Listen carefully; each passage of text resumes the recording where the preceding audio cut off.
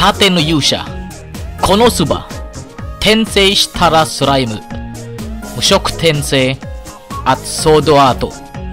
Ilan lang yan sa mga pinakasikat na isekai anime, hindi lang sa Japan, kundi even dito sa Philippines. To be honest, hindi ako big fan ng isekai anime. Pero hindi ka ba nagtataka, halos every season, palaging merong bagong isekai anime. At bakit napakaraming isekai anime? Kumusta sa inyo mga otaku, weebs and normies? Keds here. In this video, pag-uusapan natin kung anong meron sa isekai anime at bakit napakarami at napakasikat ng anime genre na to. Pero bago natin pag-usapan ng video na yan, roll the intro.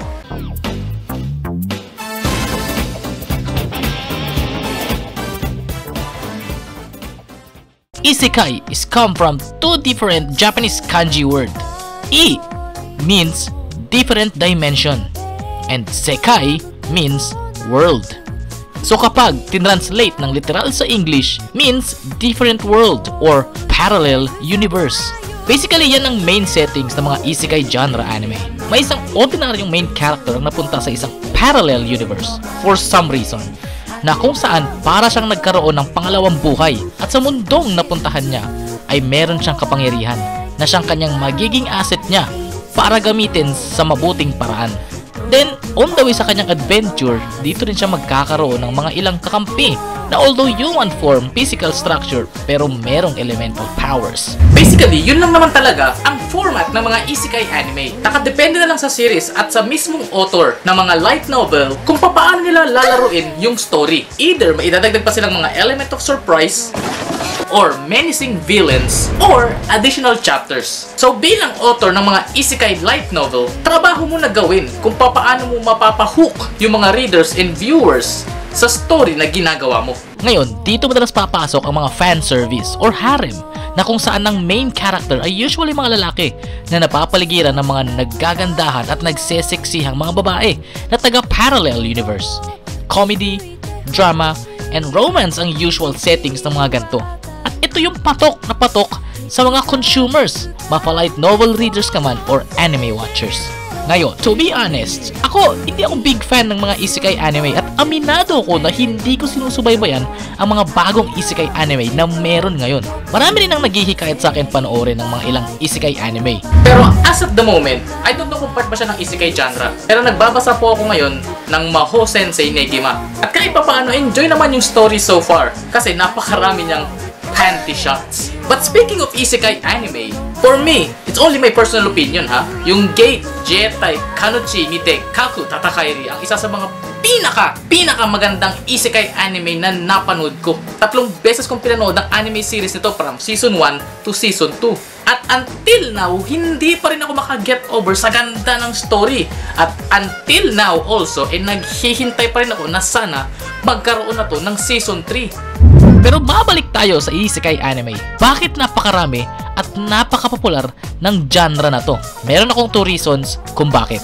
Una, escapism. Lahat tayo nangangarap na sa mundong ginagalawan natin ay gusto natin tayo ang mag-lead, tayo ang masusunod, meron tayong superpowers at lahat ng gusto natin ay pwede natin gawin. The sad truth is, sa real world, hindi natin siya magagawa. But with the help of isekai anime, ipinapakita sa atin visually ang mga magaganda at exciting na pwede natin gawin sa isekai na mundo. Isa rin to sa mga way para umalis tayo pansamantala sa nakaka-stress na real world at magliwaliw sa fantasy world and at the same time gumawa ng mga heroic things na siyang magbibigay sa atin ng sense of importance. Yung feeling na ikaw ang bida. Kumbaga, yung mga ini-imagine natin ay ginagawang visually possible sa pamamagitan ng mga isekai anime. It's a way of relaxing and entertaining na rin at the same time. Pangalawa, consumerism.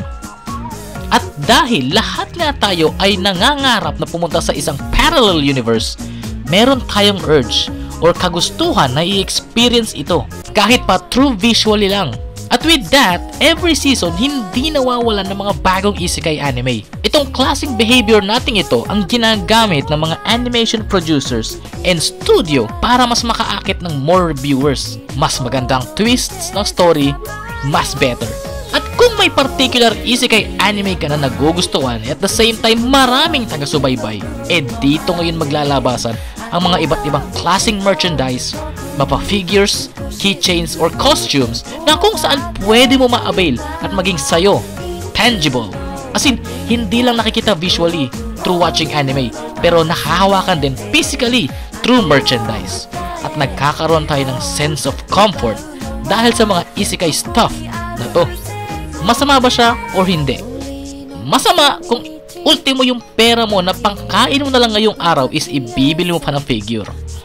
Oo, pero kung sobra naman ang cash na meron ka, sige, go ahead.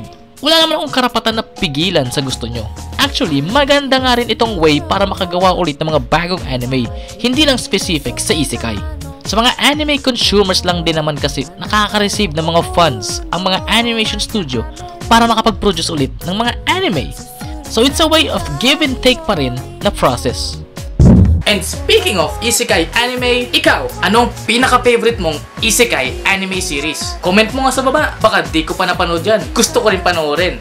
And that is for today's video. Hope you guys enjoy watching it. And as always, don't forget to like, comment, and subscribe. See you on my next video. Igso!